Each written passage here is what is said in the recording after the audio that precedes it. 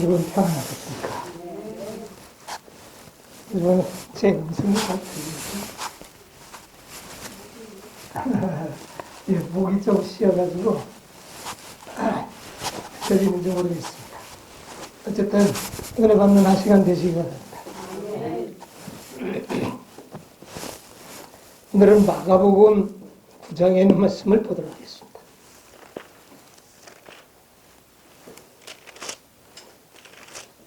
마가복음 9장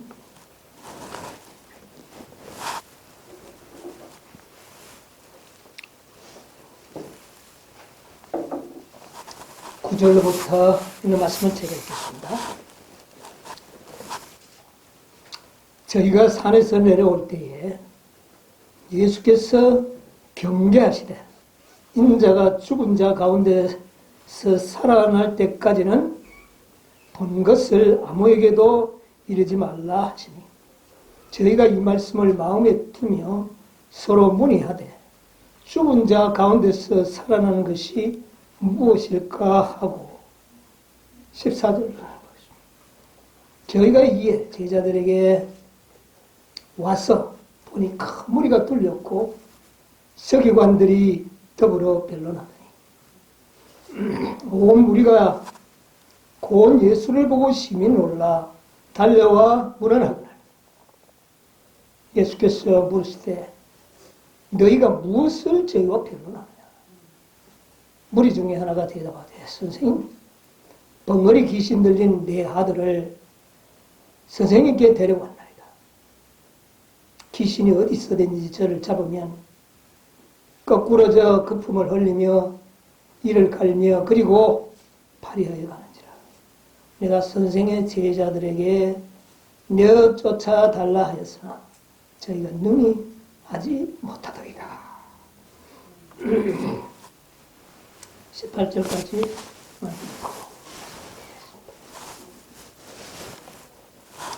여러분 이 장면들을 좀 기억하시겠죠? 이 9절과 10절에는 지금 어떤 상황입니까? 저희들이 산에서 내려올 때 어느 산을 말하죠? 지난주일 우리가 서로 상고하였던 변화산에서 이제 예수님과 세 제자들이 이제 아침이 되어서 내려오는 당시를 이야기하는 것 같습니다. 그런데 예수님께서 내려오시면서 뭐라고 제자들에게 이야기합니까? 인자가 죽은 자 가운데서 살아날 때까지는 오늘 지난밤에 보았던 모든 것은 아무에게도 말하지 마라. 그러니까 이 제자들이 그 말을 마음에 두었다 그랬어요. 이 말은 그 예수님의 말이 꽤 심각한 말씀이었다는 것을 알게 됩니다. 그래서 함부로 이것은 말하지 말아야 되겠다. 그렇게 마음에 어떻게 해요? 두었다는 겁니다. 그 내용이 뭐냐면은 예수님이 죽음을 암시하고 있기 때문에 세 제자들이 그 말을 어디에 가서 말하고 싶을 마음도 사실은 별로 없었어요. 그런데 예수님께서 특별히 엄하게 말씀합니다. 이 말을 다른 사람에게는 어떻게 해요? 말하지 마라. 그러면서 지네들끼리 하는 말이 죽은 자 가운데서 살아나는 건 뭐냐 도대체. 지난밤에 그들은 무슨 장면과 어떤 이야기를 들었을까요?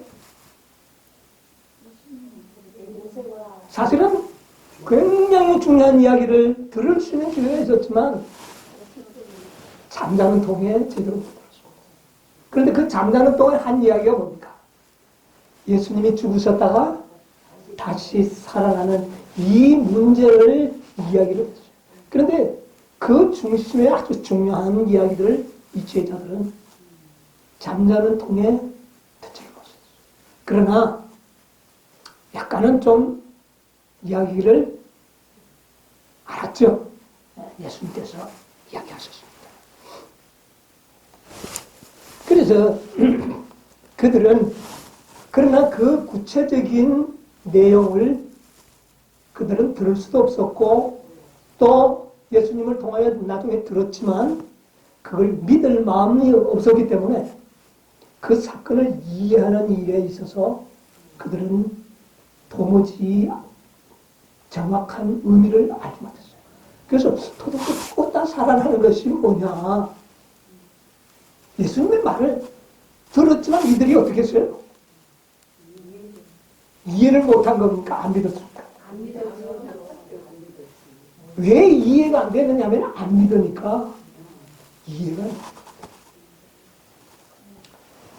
이런 일들이 이제 일어났죠. 그래서 그 변호사는 있을 때의 그 장면들을 우리가 좀 생각을 해보면요.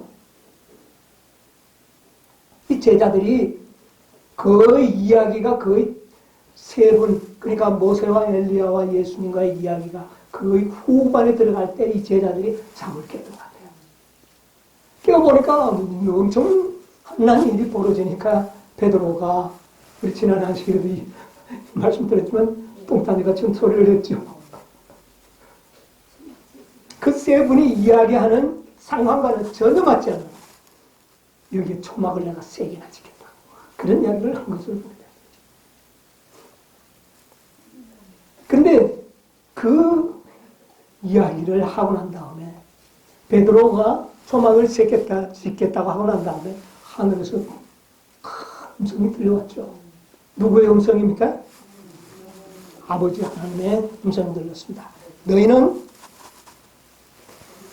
이는 내 사랑하는 아들이니 너희는 그의 말을 들을지어다. 큰 음성이 나니까 제자들이 어떻게 했습니까? 도무지 그 음성을 듣고 눈을 뜨고 있을 수 없으니 그냥 머리를 그냥 숙이고 눈을 감고. 그래서 조용해서 눈을 떠보니까 모세도 없어졌고 엘리야도 없어졌고 예수님은요 평상시와 똑같은 그런 변화된 모습의 예수가 아니라 변화되지 않고 함께 계시던 그 예수님의 모습으로 그래 호들갑 떠오는 거야. 얘들아 일어나자. 이미 그때는 새벽 해가 뜰 무렵이었어.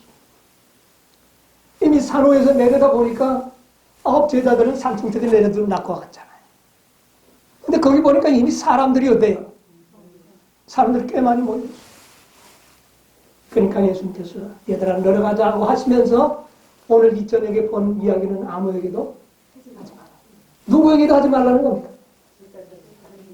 9명인데 들어보면 그들은 어떻게 생각할까요? 더 이거는 이상한 이야기죠.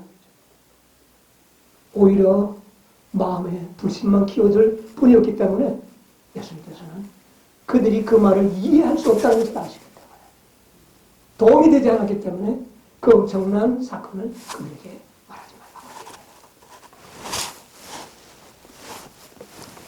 말라고. 그래서 산 아래 내려와 보니까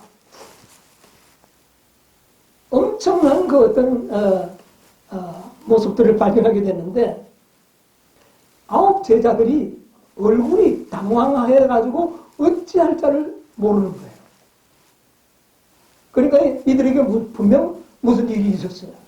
자, 세 제자에게도 무슨 일이 있었고 9 제자들에게도 문제가 있었던 겁니다.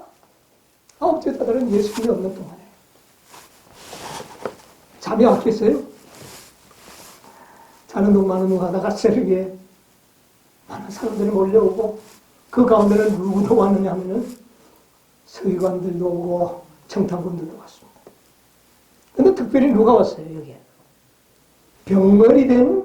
벙어리면서 귀신 들린 아들을 가진 아버지가 이 아들의 병을 고치기 위하여 예수님이 왔다는 소식을 듣고 지금 그 아들을 데리고 그래서 와 보니까 예수님은 안 계시고 9 제자들만 있었습니다. 그러니까 그 아들을 데리고 온 아버지가 그 제자들에게 이야기합니다. 내 아들을 좀 고쳐달라. 왜 부탁을 했을까요? 뭐 급할 수도 있었지만 제자들이 옛날이 아니라 얼마 전에 예수님께서 전도하러 내보낼 때에 어떤 권세를 줘서 보냈죠? 귀신 쫓아내는 권세를 줘서 보냈어요. 그러니까 그 소문이 퍼져서 예수님은 물론이지만 제자들도 귀신을 고칠 수 있는 능력이 있다더라 하는 소문이 퍼졌기 때문에 이 사람이 아들을 데리고 와서 예수님이 없었지만 제자들에게 어떻게 합니까? 내 아들을 좀 고쳐주십시오. 그러니까 이 제자들이 말이에요. 예수님이 없었으면 선생님 내려오시면 고치자고 하면 될 텐데 어떻게 합니까? 자기들이 한번 고쳐보겠노라고 기도를 한 겁니다. 안수 기도를 하는데 이 벙어리 된 귀신이 어떻게 합니까? 기도하는 제자들을 조롱하고 놀리는 겁니다. 얼마나 제자들이 당황했겠습니까? 전에 같으면 어떻게 했어야 돼요? 귀신이 쫓겨가야 되는데 쫓겨가기는커녕 더 폭력적이고 더 사납게 굴면서 제자들을 아주 조롱하고 욕합니다.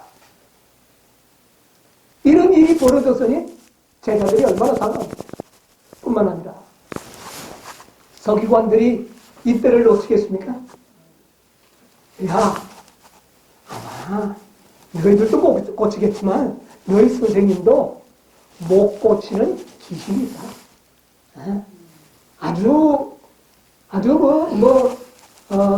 그 낮은 그런 귀신들은 쫓아냈지만 권세 있는 귀신은 너희 선생님도 못.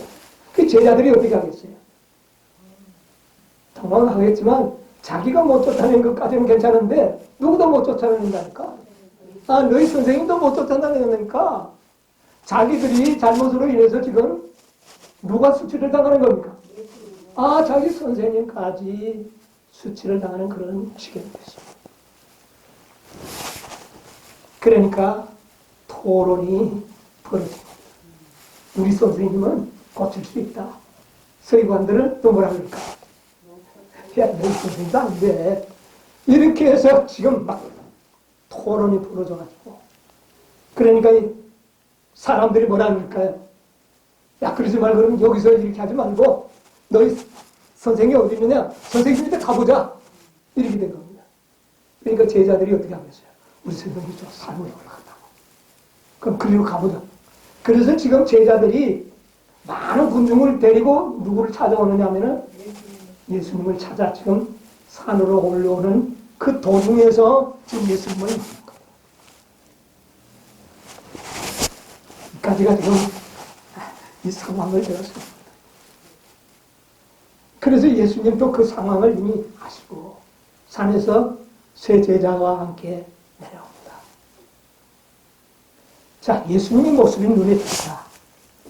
군중들이 어떻게 할까요?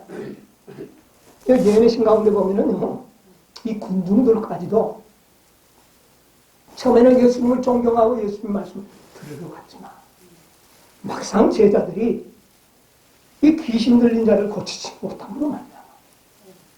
많은 군중들이 누구 편을 드느냐면 서기관과 바리새인. 그런 것 같다. 아주 이게 능력 없는 이런 귀신들은 쫓아낼 수 있지만 지금 이 귀신은 아마 너희 선생님도 못 쫓아 그럴지도 모르지. 이런 불신의 말이 막 퍼져나가는 거. 그러니까 분위기가 어떻게 됐겠습니까? 제자들은 굉장히 수치를 당하는 그런 입장에 서 있고 서기관과 바리새인들은 의기양양하고 백성들이 거기에 또 백성들은요. 조금 전까지 누구를 찾아왔던 사람들이 예수를 보기 위하고 예수에게 복을 받고 예수에게 고침을 받는 것 같은 자가 그 순간적으로 서기관들이 말을 듣더니 지금 마음들이 다 어디를 갔어요? 오히려 예수가 아닌 비난자의 그들과 함께 동조하는 여러분 인간들의 마음이 이제 다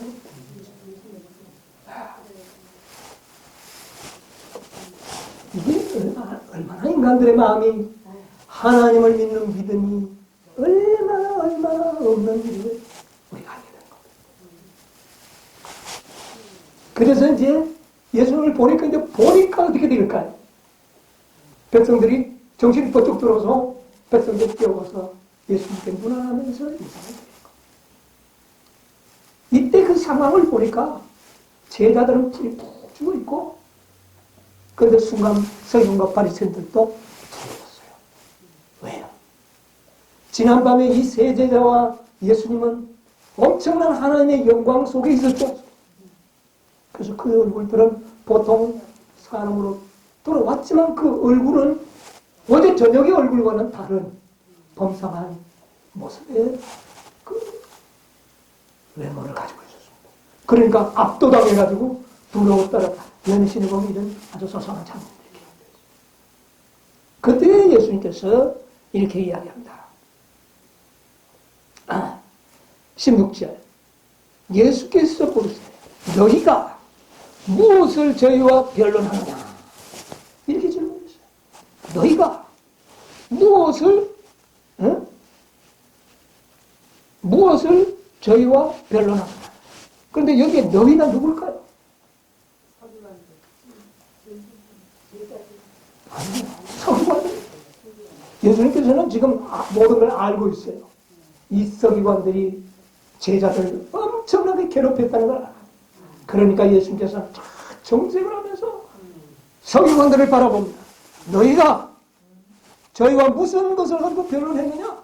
예수님이 이제 제자들을 다 이렇게 감싸주면서 너희가 무엇을 가지고 내 제자들과 변론했느냐? 하니까 이 서기관들이 기가 팍 죽어. 여러분, 우리 좀 통쾌하죠? 너희가 나의 사랑하는 제자와 무엇을 가지고 변론했느냐? 그러니까 이 서기관들이 대답할 용기가 없었습니다. 제자들도 창피스러워서 말할 수가 없었어요. 분위기가 조용하니까 17절에 그 귀신 들린 아들을 데리고 온 그 아버지가 나와서 직접 이야기합니다. 뭐라 그러죠? 선생님이요, 벙어리 귀신 들린 내 아들을 선생님께 데려왔어. 선생님이 계시지 않길래 제자들에게 부탁을 했더니 제자들이 고치지 못합니다. 이렇게 해요. 저희가 능히 하지 못하더이다. 이제 자초지정을 이 벙어리 귀신 들린 아버지가, 아들의 아버지가 이야기합니다. 그러니까 19절에 예수님께서 이렇게 말합니다. 대답하여 가라사대 믿음이 없는 세대여, 내가 얼마나 너희와 함께 있으며 얼마나 너희를 참으리요 그를 내게로 데려라. 뭐라고 이야기합니까? 뭐 없는 세대요? 믿음이 없는 세대. 이 믿음이 없는 세대 중에는 누가 포함되어 있습니까? 지금? 그 당시에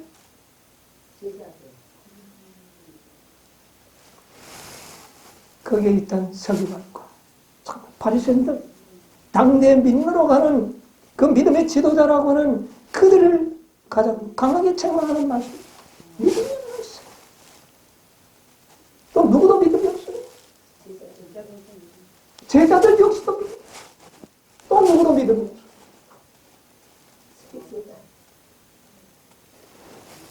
이 아들을 고쳐달라고 아들을 데리고 온 이 아버지도 뭐가 없어요? 믿음이. 그러니까 아무도 믿음이 없다는 겁니다. 그러면서 내가 얼마나 너희와 함께 있으며 얼마나 너희를 참으리요. 이 참는다는 말이 좀 이상하죠. 얼마나 오래 너희와 함께 있으며 이거는 이해하겠는데 얼마나 너희를 참으리요. 그래서 다른 성경을 좀 찾아봤더니 그 말이 참으리요라는 말도 뭐 틀린 번역은 아니지만 얼마나 너희에게 오래 너희와 함께 있어야 너희가 나를 온전히 믿겠느냐. 온전히 믿을 수 있겠느냐. 그러니까 지금 이들이 예수님을 온전히 믿는다는 말입니까? 온전히 안 믿는다. 온전히 안 믿었다는 말은 어느 정도는 믿었지만 완전히는 믿지 않았다. 누구 보고 하는 말 같아요? 오늘날 우리들이 어때요? 믿기는 믿는데 어떻게 안 믿어요? 완전히 믿지가 않아요. 그러니까 완전히 믿지 않은 것은 믿음이 없는 것이라 이게. 여러분, 완전히 믿지 않은 것은 결론적으로 믿음이 없다는 이야기.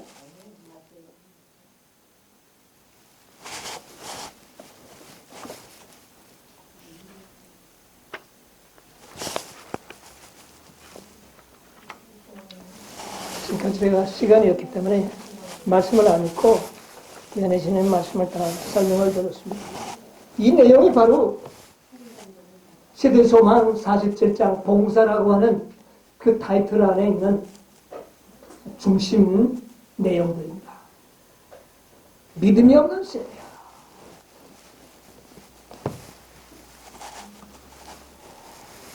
그러면서 이제 예수님께서 그러니까 예수님께서 뭐라고 합니까? 그를 내게로 어떻게 해라? 이제 모든 사람들이 관심 있게 봅니까? 왜? 조금 전까지 어떻게 했습니까? 너희 선생도? 너희 선생도 이 귀신은 아마 이거 왕초 귀신이라서 아마 너희 선생도 못 볼 거야. 그렇게 이야기하니까 그를 나를 데리고 가. 그러니까 오니까 데리고 오니 귀신이 예수를 보고 그 아이로 어떻게 해요? 심히 경련을 일으키는지라 저가 땅에 엎드려서 구르고 거품을 얼더라. 그러니까 이 아이 속에 있는 귀신이 반짝을 일으키고 더 싸납게 더 아주 흉측스럽게 발작을 일으킵니다. 그러니까 관중들이 어떻게 할까요? 보고 있는 군중들이 이야, 정말 저 예수님이 고쳐지실까? 그만큼 아주 난폭스럽고 아주 이거는 마치 고칠 수가 없는 것처럼 느끼도록 큰 그런 행동을 하도록 합니다. 그런데 예수님께서 금방 고쳐주지 않았어요. 그 아비 보고 이야기합니다. 언제부터 이렇게 됐느냐? 언제부터 됐느냐? 뭐 이렇게 그냥 물어봅니다. 예수님께서요, 별로 이렇게 물어본 적이 별로 없어요. 근데 여기 물어보는 거예요. 예수께서 21절에 보면 언제부터 이렇게 되었느냐? 그러니까 그 아버지가 말하기를 어릴 때부터니다. 귀신이 저를 죽이려고 불과 물에 찾아 던졌나이다. 우리를 불쌍히 여기려 도와주시옵소서. 자, 예수님께서 이제 빨리 고쳐 안수하고 그럼 빨리 왔다. 내가 빨리 고쳐주겠다. 이렇게 한 게 아니에요. 그 귀신이 날뛰니까 날뛰도록 놔둔 거예요. 야, 귀신이 할 수 있는 것을 그대로 하더라고요. 그러면서 자연스럽게 언제부터 이렇게 됐느냐. 그 자초지종을 이야기했어요. 그러니까 이 아버지의 마음은 어떻게 될까요? 더 초조해지겠죠. 그러니까 그 마음이 견디지 못해가지고 이런 이야기를 합니다. 23절에 예수께 이르시되 할 수 있거든. 이제 예수님의 말씀을 중단시키고 뭐라 그럽니까? 할 수 있거든. 무슨 말이냐? 아니. 예, 22절. 귀신이 저를 불과 물에 자주 던졌나이다. 그러나 무엇을 할 수 있거든 우리를 어떻게 해요? 불쌍히 여겨주소서. 그러니까 이 아들의 아버지가 견디지 못해가지고 다른 이야기가 뭐가 지금 필요합니까? 할 수 있거든. 못하면 못한 탓이고 할 수 있거든 어떻게 해요? 빨리 고쳐주십시오. 이거는 그러니까 예수님께서 지금 이 아들의 아버지의 마음속에 숨겨져 있던 불신을 드러내는 겁니다. 여러분요, 이 아들을 고치러 왔을 때 이 아버지의 마음에 완전한 믿음이 없었어요. 아, 고칠 수 있다더라. 고쳐주시겠지. 믿고 믿음으로 온 것 같지만 어떤 상황이 벌어지니까 그 마음에 숨겨져 있던 뭐가 나타나는 거예요. 불신. 바로 예수님께서는 바로 이 아버지의 마음 깊이 숨겨져 있던 그 불신을 드러내는 거예요. 그러니까 뭐라 그럽니까? 할 수 있거든 고쳐주십시오. 예수님 뭐라 그랬습니까? 할 수 있거든. 예수님께서 이러시되 할 수 있거든요. 뭔 말이냐? 여러분이요, 이 말은 엄청난 꾸중의 말이지만 오늘 우리들에게는요 너무나도 중요한 말씀 아닙니까? 여러분이요, 할 수 있거든요. 뭐냐? 여러분, 우리가 지금 믿음이 누구 정도 믿음도 안 되는 것 같아 보이냐면 이 아들의 아버지보다도 못한 것 같아요. 뭐 어쨌든 우리가 예수님 앞에 왔으니 비슷하겠죠. 그런데 아직 우리가 어떤 믿음인지 아세요? 할 수 있거든. 이 정도 수준에. 그러니까 예수님께서 뭐라고 말씀하셨어요? 할 수 있거든. 믿는 자에게는 정말 중요합니다. 자, 이 말씀 우리 같이 한번 읽읍시다. 믿는 자에게는 시작. 믿는 자에게는 능치 못할 일이 없느니라 하시니. 믿는 자에게는 능치 못할 일이 없으리라. 아멘. 정말 중요합니다. 여러분, 이 말을 믿습니까? 네. 여러분, 이 말이 우리의 생애에 능력이 되어야 합니다. 아멘. 지금 우리의 생애에 이것이 능력으로 작용하고 있습니까? 누가 저에게 그런 질문을 한다면 제가 아멘할 자신이 좀 없어요. 아멘. 능치 못할 일이 없는 우리 주님의 말씀을 믿는다고 말을 하면서도 할 수 있거든. 자꾸 할 수 있거든.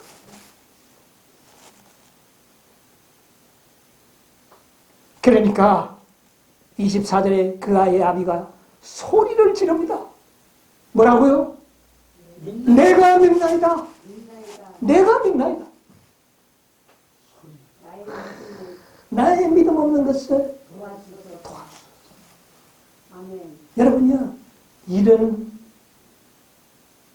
간증이 우리의 입술에서 나와야 하겠습니다. 내가 믿습니다.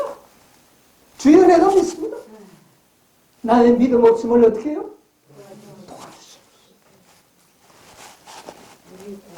아, 대단히 놀라운 말씀입니다.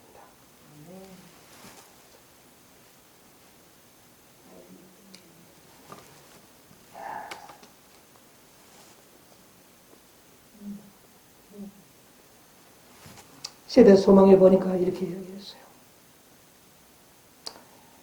아까 이야기했던 말씀을 조금 설명하면서 말씀을 드리겠습니다.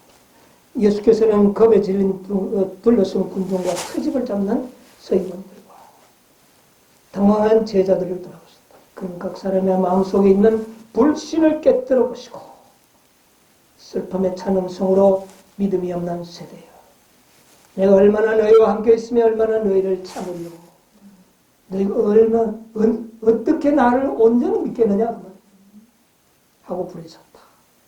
그리고 비탄에 빠진 아비에게 그 아이를 내게로 데려라. 그러니까 예수님께서는 모든 사람의 불신을 다 드러내고 난 다음에 그들로 하여금 다시 누구를 믿도록, 예수님을 믿을 수 있도록 도와주시는 그런 장면. 그때 이 아들의 아버지가 무엇을 할 수 있거든 불쌍히 여서 도와달라 그럼 하고 예수님께서는 그 다음에 말씀하시죠. 428페이지에 있는 말씀을 좀 읽어드리겠습니다. 할 수 있거든이 무슨 말이냐? 믿는 자에게는 능치 못할 일이 없느니라고 예수께서 대답하셨습니다. 그리스도에게 능력이 부족한 것은 아니었다. 아들이 낳는 것은 아버지의 믿음에 달린 것이다. 여러분, 이 아들은 지금 믿을 능력이 있어요, 없어요? 없어요. 이제 이 아들을 고치기 위해서는 누구의 믿음이 필요합니까? 아버지의 믿음이 필요합니다. 그래서 이 아버지에게는 절대적으로 믿는 믿음이 필요했어요. 여러분, 이 벙어리 귀신 들린 자에게 들어갔던 귀신은요, 진짜 왕초 귀신이 들어간 겁니다. 연희신에 보면 흑암의 왕자와 빛의 왕자가 대결했다고 했어요. 그럼 흑암의 왕자는 누굽니까? 루스벨. 진짜 이 계급이 낮은 그런 사단이 아니고, 이 지금 벙어리 귀신은 사단이, 마귀, 루스벨. 직접 들어가서 예수님과 대결을 벌인 거예요. 그래서 이 예수님께서는 이런 자와 싸우기 위해서는 누구의 믿음이 필요합니까? 이 아들의 아버지에게는 어떤 믿음이 필요합니까? 완전한 믿음. 이 루스벨을 이기기 위해서는 어떤 믿음이 필요합니까? 완전한 믿음. 여러분, 우리에게 무슨 믿음이 필요합니까? 완전한 믿음. 우리는 지금 누구와 앞으로 싸울까요? 흑암의 왕자와 싸워야 될 것입니다. 마귀도 뭐 계급이 낮은 마귀들도 많지 않습니까? 흑암의 왕자. 그런 권세 있는 사단과 싸우기 위해서는 우리에게 어떤 믿음이요? 완전한 믿음. 그래서 이 벙어리 귀신 들린 아들의 아버지의 믿음을 예수님께서는 순간적으로 어떻게 만들었어요? 완전하게 만들어줬습니다. 그러니까 이 아버지가 뭐라고 그랬어요? 주여, 내가 믿나이다. 나의 믿음 없는 것을 도와주소서. 이 순간은 그의 믿음이 완전합니다. 그러므로 예수님께서는 그 아들을 고칠 수가 있었어요. 여러분, 이 세상의 우리의 모든 죄의 질병을 고치려고 하면 어떤 믿음이 필요할까요? 완전한. 자, 여기 보니까요. 시대만 429페이지에 있는 말씀을 제가 좀 읽어보겠습니다. 무엇을 하실 수 있거든 우리를 불쌍히 여기서 도와주시옵소서. 죄에 눌린 얼마나 많은 영혼들이 그 기도를 반복하고 있는가? 지금 우리가 드리는 모든 기도의 대부분이 지금 어떤 수준입니까? 무엇을 하실 수 있거든 도와달라는 그런 완전한 믿음이 필요가 있다. 이런 기도를 다 드리고 있다는 겁니다. 가만 보니까 나도 같은 것 같아요. 여러분, 우리 자신들 한번 반성해 봅시다. 그리고 동정이 많으신 구주께서는 이 모든 사람들에게 할 수 있거든이 무슨 말이냐? 믿는 자에게는 능치 못할 일이 없느니라고 대답하신다. 우리를 하늘과 연결시키고 흑암의 권세와 겨루어 싸울 수 있는 힘을 주는 것은 믿음이다. 흑암의 왕자와 싸울 수 있는 힘을 주는 건 뭐다? 믿음. 하나님께서는 모든 제약적인 특성을 정고 아무리 강한 시험이라도 모두 대항할 수 있는 방도를 그리스도 안에 준비하셨다. 그러나 많은 사람들은 자신들은 믿음이 부족하다고 생각하므로 여러분 자꾸 이야기하고 나는 뭐가 부족하다고 참 겸손해 보입니다. 그런데 글자 그대로 믿음이 부족한 거예요. 그 말을 하는 자체가 지금 믿음이 없는 거예요. 그러나 자기는 부족할 뿐이지 어느 정도 있다고 생각해요. 여기 그랬어요. 많은 사람, 자신들은 믿음이 부족하다고 생각합니다. 그리스도에게 어떻게 했다고요? 떨어져. 여러분 그리스도와 떨어져 있으면 무슨 힘이 있습니까? 왜 우리가 그리스도와 떨어져 있어요? 내가 뭐하기 때문에 믿음이 부족하기 때문에. 이런 사람들은 저의 어쩔 수 없는 무가체함을 가지고 긍휼하신 구주의 자비에 전적으로 자신을 맡기도록 하라. 여러분 그렇게 한다면은 난 부족해요. 힘들어요. 안 돼요. 부족한 이런 상태로는 도움을 받을 수가 없다. 어떻게 하라? 자신을 전적으로 주님께 어떻게 해라? 왜 맡겨야 합니까? 내가 믿음이 뭐하니까? 부족하니까 맡기라는 겁니다. 여러분 부족하다는 말이 아직도 모든 능력이 누구에게 있어야 되는 것처럼요. 자신에게 있어야 되는 것처럼. 그러니까 자신이 없으니까 믿음이 부족하다는 거예요. 근데 여러분 능력이 나에게 있습니까? 그리스도에게 있습니까? 나에게는 본래 능력이 있어요? 없어요? 벙어리 귀신 들린 자를 쫓아내는 능력이 나에게 있어요? 없어요? 없어요. 그런데 믿음이 뭐 부족하다는 말 할 필요가 없잖아요. 아예 없는 거예요. 그러므로 그 말을 하지 말고 자신을 주님께 그대로 어떻게 해요?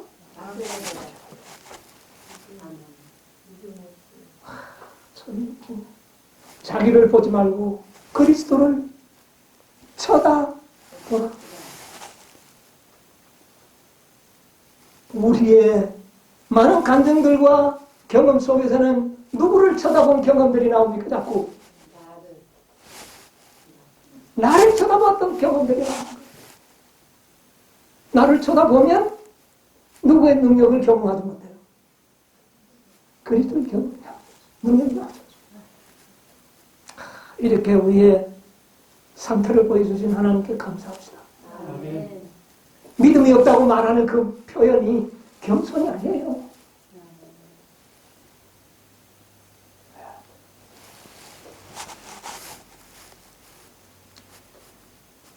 자기를 보지 말고 그리스도를 쳐다보라. 사람 가운데 거니시면서 병든 자를 고치시고 사기를 내쫓으신 그리스도께서는 오늘날에도 역시 능력 있는 구세주이시다. 아멘. 믿음은 하나님의 말씀에서 나온다. 그렇다면 내게 오는 자는 내가 결코 내쫓지 아니하리라는 그 약속을 굳게 붙잡으라. 그의 발날에 몸을 던지고 내가 믿나이다. 나의 믿음 없는 것을 당신께서 도와주시고 부르짖으라. 그대가 이렇게 하는 동안에는 결코 멸망 당할 수 없다. 우리가 주님께 전적으로 맡긴다면, 그런 믿음을 갖는다면 넘지 못할 일이 결코 없을 것이다.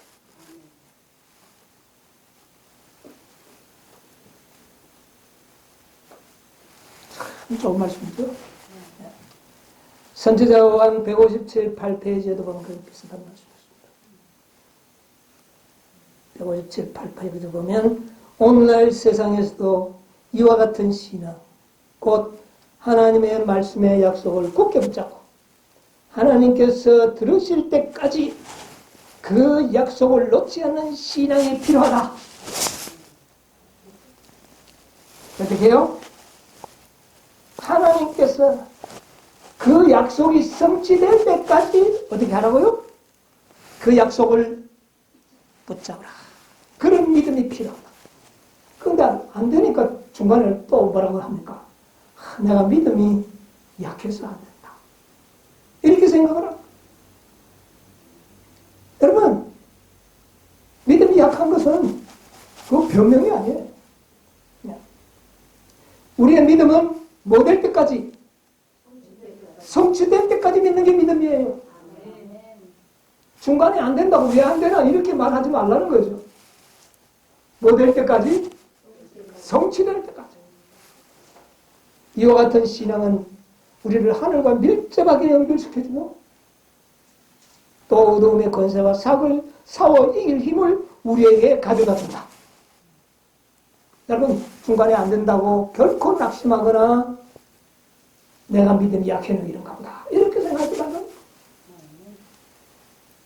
하나님의 자녀들은 믿음으로 나라들을 이기기도 하며 의를 행하기도 하며 약속을 받기도 하며 사자들의 입을 막기도 하고 불의 세력을 멸하기도 하고 칼날을 피하기도 하며 연약한 가운데 강하게 되기도 하며 전쟁에 용맹되어 이방 사람들의 진을 물리치기도 하였다. 오늘날 우리도 믿음을 통하여 우리를 위한 하나님의 높은 표준에 도달하였다. 할 수 있거든. 이 무슨 말이냐? 믿는 자에게는 능치 못할 일이 없느니라. 여러분이요. 앞으로 우리가 하나님의 약속을 붙잡고 기도하며 나갈 때에 결코 의심하지 마시게 되길 바랍니다. 믿는 자에게는 능치 못할 일이 없을 것이다. 이 말씀을 주장하시게 되길 바랍니다. 믿음은 응답받는 기도의 필수 불가결한 요소이다. 믿음은 언제까지 믿는 것이 믿음이라고요? 약속이 어떻게 해요? 이루어질 때까지 믿는 것이 믿음이야. 중간에 여러분 무슨 말 하지 마요. 하나님께서는 좀 띄어서 하나님께서는 당신의 보호자의 명예를 걸고 당신의 말씀을 성취하신다. 뭐를 걸고? 하늘의 보호자의 명예를 걸고 약속을 이루실 것이다. 담보를 하늘의 보호자를 가지고 담보를 했다고 말합니다. 여러분이요, 우리에게 주신 말씀이 확실하지 않습니까?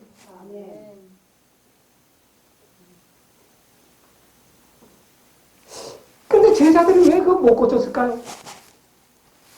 이 제자들은요, 처음에는 확신이 있었어요. 제자들이 왜? 귀신들 기도하니까 안수 기도하니까 쫓아갔잖아요.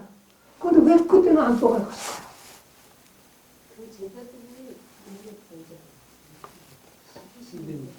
예, 연애신의 그 이유를 좀 설명해. 한번 읽어볼까요?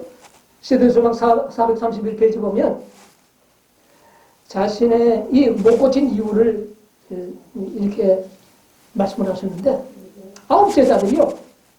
3제자를 데리고 산에 예수님이 올라가니까 남아있는 9제자들의 마음에 뭐가 생겼나요? 불평이 생겼어요. 왜 우리 돈을 함께 안 되는 거야? 인간의 안목으로 봤을 때는 그런 불평은 당연한 불평인 것 같아요. 그러나 이것도 뭐의 결과입니까? 믿음 없는, 우리 예수님께서 편애해서 그런 것이 아닙니다.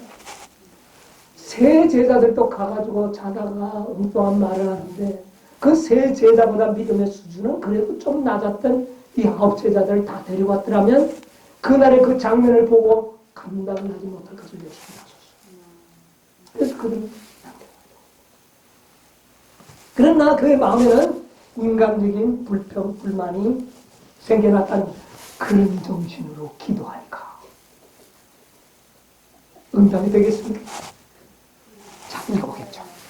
자신의 죽음을 가리킨 그리스도의 말씀은 슬픔과 의혹을 일으켰다. 자, 첫째는 이 제자들의 마음속에 변화산에서도 이야기했지만 그 전에도 예수님이 이야기했잖아요. 빌립보 가이사랴에서. 근데 제자들이 예수님이 죽으실 것이라는 것을 믿었습니까? 믿지 않았습니까? 변화산에서도 보고도 안 믿었는데 그 말을 믿고는 믿지 않았어요. 그러니까 의혹과 불신이 그들에게 있었어요. 믿음이 완전합니까? 완전하지 못해. 그 믿음 가지고 9제자들이 안수 기도해보니까 귀신이 어떻게 합니까? 더 조롱을 해들어간다. 한번 읽어보겠습니다. 자, 슬픔과 의혹을 일으켰다. 그리고 예수께서 3제자를 선택하여 산으로 동행하게 하신 것은 9제자의 시기심을 일으켰다.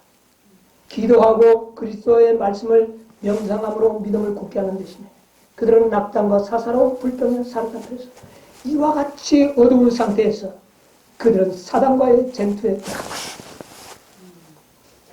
여러분이요, 이런 상태에서는 사단을 이길 수가 없다. 말씀에 대한 의혹, 그 다음에 마음의 불평, 마치 그것이 정당한 불평 같았던 예수님이 하시는 이 불평을 가졌기 때문에 그것은 일종의 또한 불신이다. 이런 마음을 가지고 기도하였을 때 귀신을 쫓아내는 거죠. 여러분이 오늘날 우리에게도 아직도 이런 상태에 빠지는 경우들이 너무나도 많아요. 이런 상태에서 우리의 기도가 다 응답받을 수가 있을까요? 이게 원인입니다. 여러분이 우리가 모든 기도의 응답들을 받지 못하는 많은 원인들 요소 속에 아직도 의혹들이 우리의 마음에 있을 수가 있습니다. 그 다음에 우리는 너무나 쉽게 불평불만이 우리의 심령 속에 자리를 잡을 때가 많습니다. 이런 상태로 우리가 하나님께 기도하는 것이 온전하게 이루어질 수 없다는 것을 우리에게 보여줍니다. 여러분이요, 이제 예수님의 생애의 마지막, 지상생애의 마지막이 되었을 때 이 제자들에게 왜 우리의 믿음이 완전하게 되기 전에는 기도의 응답이 이루어질 수 없는 이유를 이렇게 깨닫게 해주십니다. 왜 빨리 나를 완전하게 변화시켜 주지 않고 왜 내가 빨리 변화 안 되느냐고. 그래서 자꾸 예수님이 안 시켜주는 것처럼 자꾸 생각하는데 우리의 뭐가 있기 때문에 아직 완전한 믿음이 없어요. 그렇기 때문에 우리의 마음이 자주 사단의 시기와 질투와 교만이 자리를 잡게 되는 겁니다. 이런 상태에서 우리를 예수님께서는 역사하시지 않습니다. 이걸 극복하기를 원하십니다. 이 모든 것을 깨닫고 우리가 믿음으로 극복해요. 주님이여 우리에게 뭐를 도와달라고? 믿음 없는 것을 도와주시옵소서. 믿음의 부족을 시인해야 된다고 말합니다. 여러분 우리가 믿음 있는 것 같지만 믿음이 너무나 믿음 없는 것을 어떻게 해요? 이렇게 기도해야 합니다.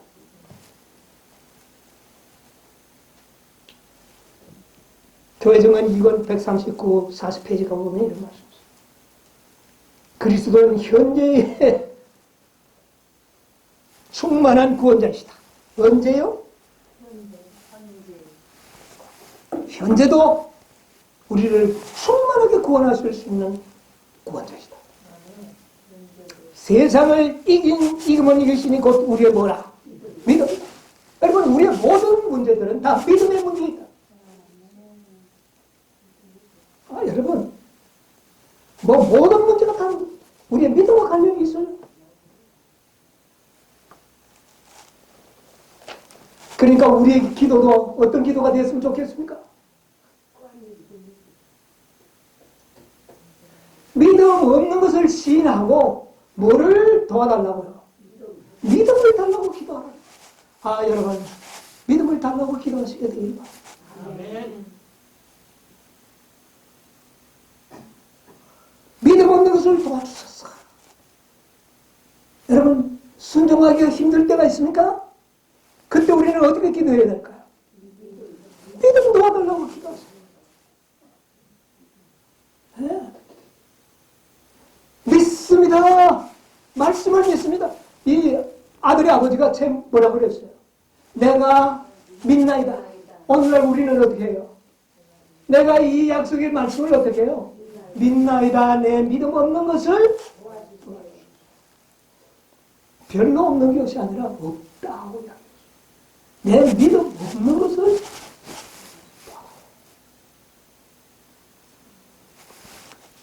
완전히 못 믿는 것은 결과적으로는 못 믿는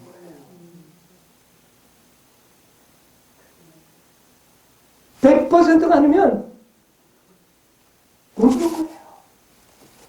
그래서 믿음이에요. 이 사실을 깨닫게 해주시고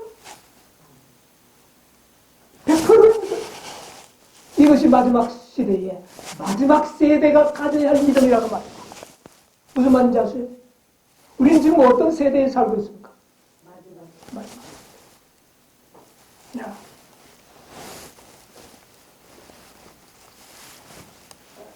믿음이 부족하다고 생각하지 마세요. 내 믿음 없는 것을 도와달라고. 여러분 이 말씀을 하시면서 예수님께서 뭐라고 말씀하셨는지 볼까요? 마태복음 20장.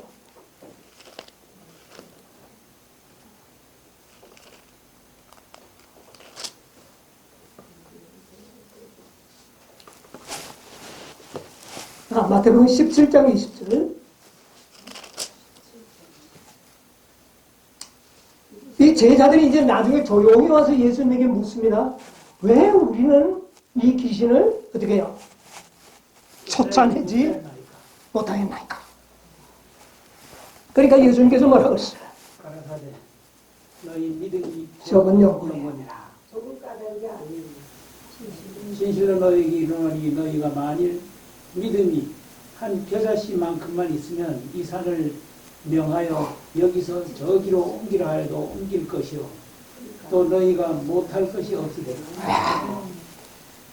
지금 이 제자들이 그 귀신을 쫓아내지 못한 것은 믿음이 얼마만큼 얻었다고요?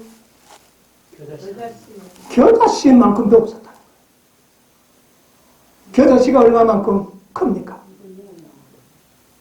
여러분 조금만 멀리 떨어지면 보여요? 안 보여요. 결국은 제자들이나 우리들이 지금 믿음이 얼마만큼밖에 없다는 거예요. 겨자씨보다도 그거보다 적다는 거예요. 이게 믿음이라고 할 수 있느냐 말이에요. 이게 그렇게 많은 큰 씨앗들이 있는데 왜 겨자씨에다 비유를 해요? 그 씨만큼만 믿음이 있어도 할 수 없는 일이 없을 것이다. 모든 일을 다 한다. 여러분 그러면 우리가 지금 안 되는 게 믿음이 있는 겁니까? 없는 겁니까? 와, 여러분요 우리가 이렇게 깨닫게 되시면 그래서 이제부터 우리에게 어떤 기도가 필요할까요? 첫째는 뭐 합니다? 믿습니다. 말씀을 믿습니다. 내 믿음 없는 것을 도와주소서. 이게 예수님이 가르쳐 주신 능력 있는 귀신을 쫓아낼 수 있는 비결입니다. 이런 믿음의 기도를 올리는 자는 귀신을 쫓아낼 수 있다. 여러분 우리가 품성이 변화되지 않은 것은 뭐가 들어와 있기 때문입니까? 예, 그건 맞습니다. 귀신과 들린 겁니다. 귀신이 우리 속에서 그 자꾸 악한 일을 하고는 하죠. 그것 쫓아내려면은 어떻게 해야 될까요? 믿음의 기도를 해야 돼요. 믿음의 기도. 완전한 믿음. 그래서 예수님께서 제자들에게 너희가 이 귀신을 쫓아내려고 하면 기도밖에 없다. 근데 그 기도가 어떤 기도예요? 완전한 믿음의 기도예요. 여러분 오늘 좋은 거 배웠습니다. 믿습니다. 뭐를요? 믿음 없는 것을 도와주소서. 여러분 이 기도를 하시게 되길 바랍니다. 그래서 여러분이요 정말 믿음 있는 사람, 믿음이 없이는 아버지를 뭐할 수 없나니? 기쁘시게 할 수 없나니? 아버지를 기쁘시게 할 수 있는 예수님을 당황하게, 제자들이 당황했던 것은 뭐 때문이었습니까? 믿음이 없었죠. 이런 당황하는 일이 없이 정말 그리스도의 제자들로서 그리스도의 영광을 나타내는 그런 믿음 있는 제자들이 되시기를 간절히 바라면서 오늘 말씀을 마치겠습니다.